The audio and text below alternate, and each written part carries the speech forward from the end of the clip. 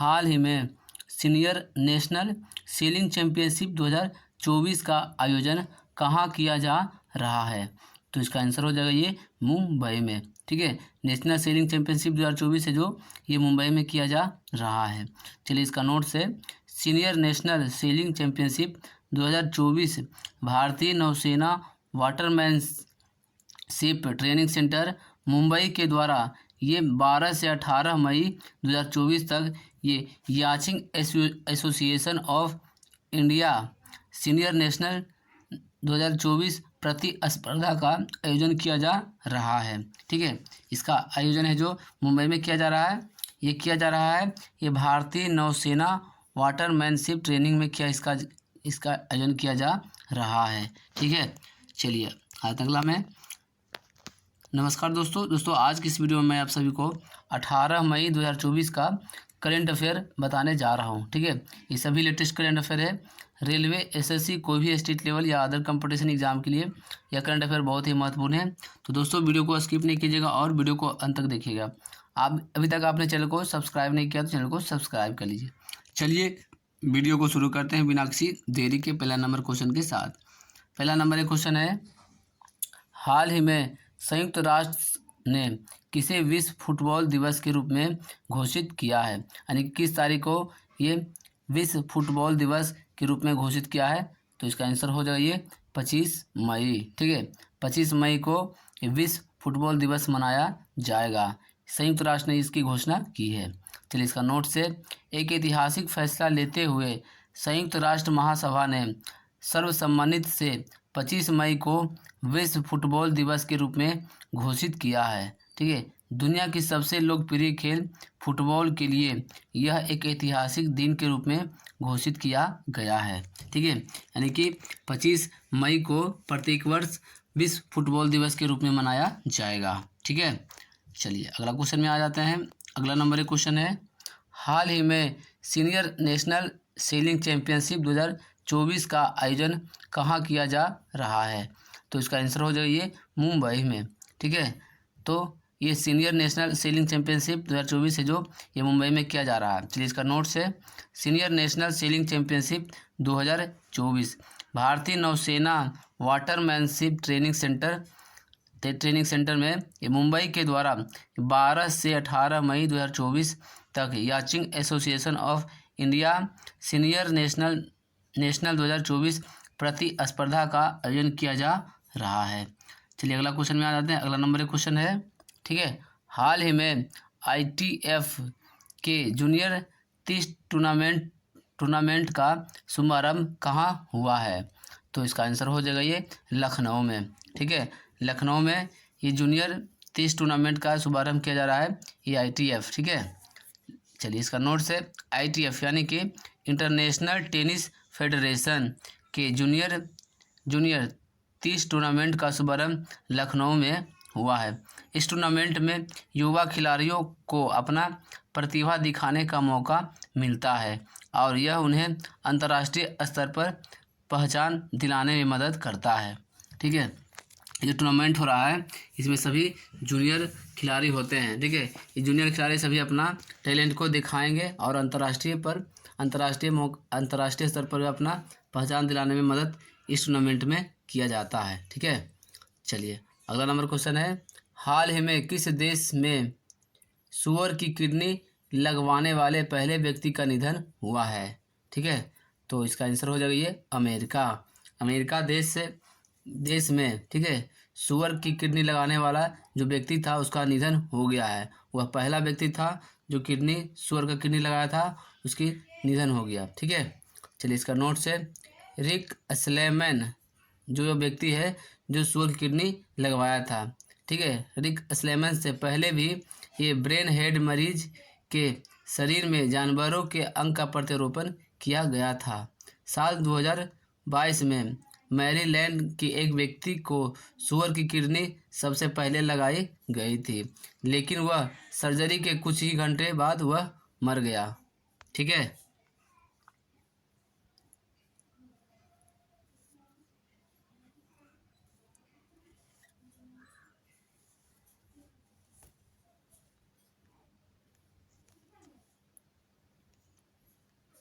चलिए अगला क्वेश्चन में आ जाता है।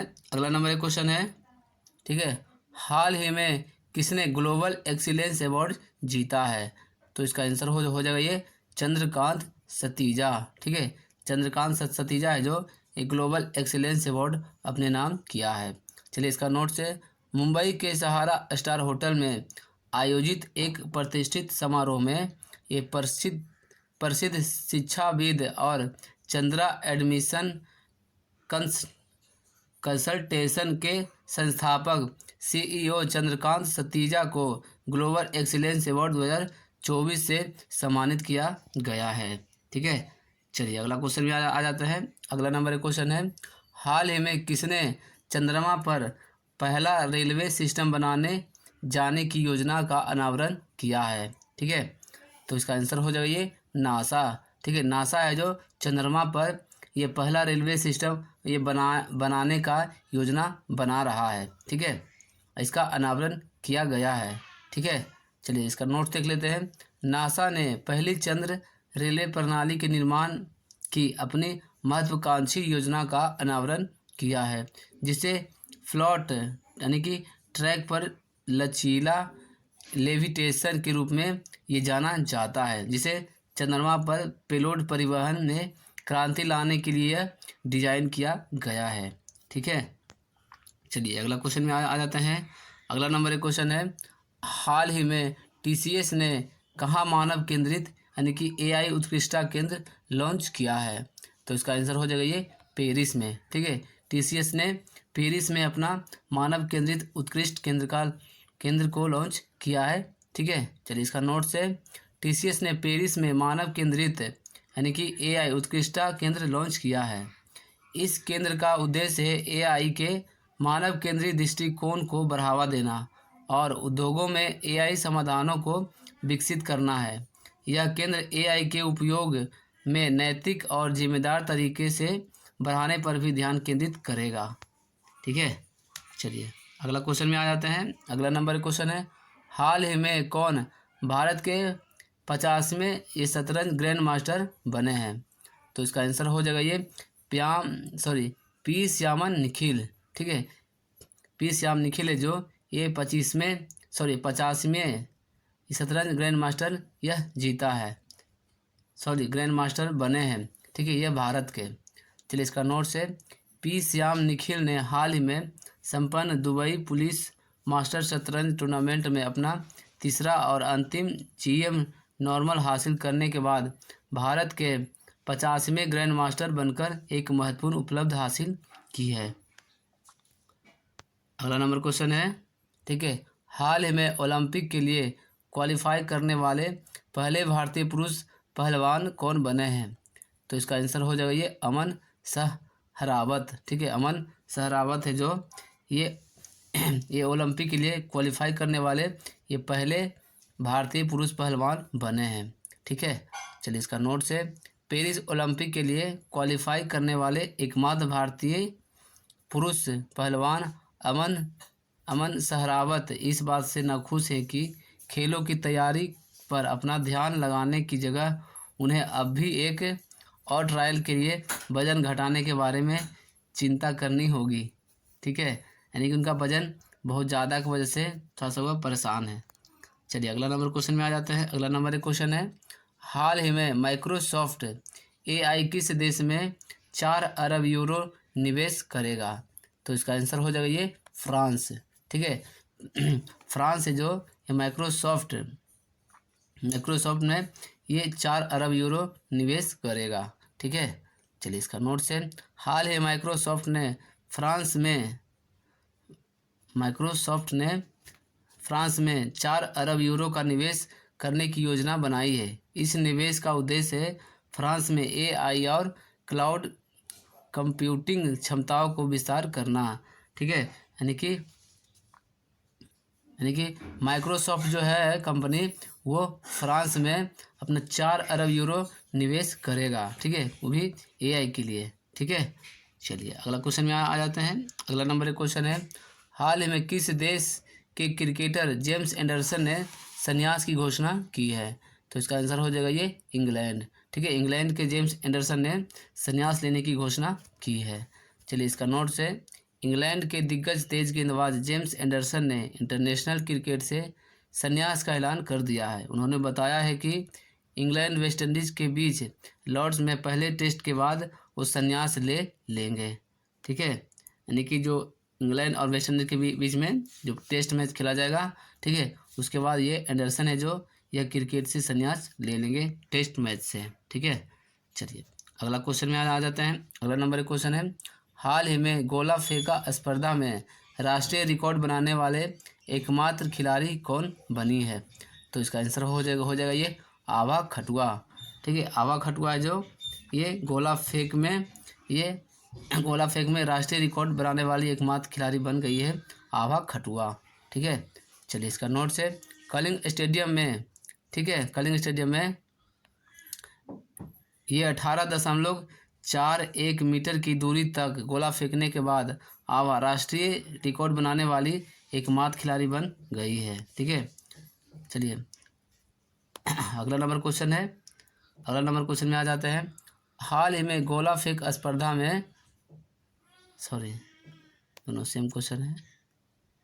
चलिए, हाल ही में ये फाइनेंशियल ईयर 2024 में कौन सा देश भारत का सबसे बड़ा व्यापारिक भागीदार बना है? तो इसका आंसर हो जाएगा ये चीन। ठीक है, चीन है जो भारत का सबसे बड़ा व्यापारिक भागीदारी देश बना है। ठीक है, चलिए इसका नोट से, चीन अमेरिका को पछाड़ कर, ठीक है, भारत का सबसे बड़ा व्यापारिक भागीदारी बन गया है। वित्त वर्ष 2023-24 में द्विपक्षीय व्यापार ये 118.4 अरब डॉलर रहा है। चीन को भारत की निर्यात में ये 8.7% की बढ़ोतरी हुई है। ठीक है,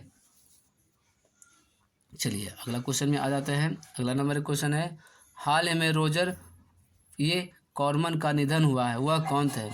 तो इसका आंसर हो जाएगा वह एक फिल्म निर्माता थे। ऑस्कर विजेता फिल्म निर्माता निर्देशक रोजर कॉर्मन का 98 वर्ष की आयु में निधन हो गया है। कॉर्मन ने कैलिफोर्निया के सांता मोनिका स्थित अपने घर पर अंतिम सांस ली। उन्होंने kings of the BA, little shop of horrors और attack of the crack master जैसी चर्चित फिल्मों वह बनाई थी। ठीक है, चलिए अगला क्वेश्चन है, अंतर्राष्ट्रीय संग्रहालय दिवस प्रत्येक वर्ष किस तारीख को मनाया जाता है? ठीक है, तो इसका आंसर हो जाइए 18 मई को।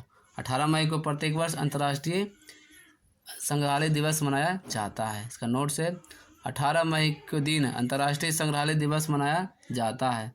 1992 में अंतर्राष्ट्रीय संग्रहालय परिषद के निर्णय के मुताबिक हर साल अंतर्राष्ट्रीय संग्रहालय दिवस एक थीम के साथ मनाया जाता है। ठीक है, तो इस साल की थीम है शिक्षा और अनुसंधान के लिए संग्रहालय। ठीक है, इस साल का थीम है ये अंतर्राष्ट्रीय संग्रहालय दिवस के लिए। तो दोस्तों आज हम आपको ये बताने जा रहे हैं ये 18 मई का इतिहास। ठीक है, देखिए 18 मई 1848 को जर्मनी में पहली नेशनल असेंबली का उद्घाटन हुआ था। ठीक है, 18 मई 1848 को जर्मनी में पहली नेशनल असेंबली का उद्घाटन हुआ था। अगला पॉइंट है, 18 मई 1912 को पहली भारतीय feature length film Shri Pundalik release हुई थी। ठीक है, अगला है, 18 मई 1974 को राजस्थान के पोखरण में अपने पहले भूमिगत परमाणु बम परीक्षण के साथ भारत परमाणु शक्ति संयंत्र देश बना था। इस परीक्षण को ये स्माइलिंग बुद्धा का नाम दिया गया था। ठीक है, इस परीक्षण का नाम क्या दिया गया था? तो स्माइलिंग बुद्धा नाम दिया गया था। ठीक है, चलिए अगला है 18 मई 2017 को हिंदी फिल्मों की अभिनेत्री रीमा लागू का निधन हुआ था। ठीक है, तो दोस्तों आज हमने आप सभी को आज का महत्वपूर्ण करंट अफेयर वीडियो इस वीडियो में आपको बताया है आज का महत्वपूर्ण करंट अफेयर। अगर वीडियो अच्छा लगा वीडियो को लाइक कीजिए, कमेंट करके बताइए कि आज का बेस्ट क्वेश्चन कौन सा है। इस वीडियो को अपने दोस्तों के साथ शेयर कीजिए। अभी तक चैनल को सब्सक्राइब नहीं किया चैनल को सब्सक्राइब कर लीजिए।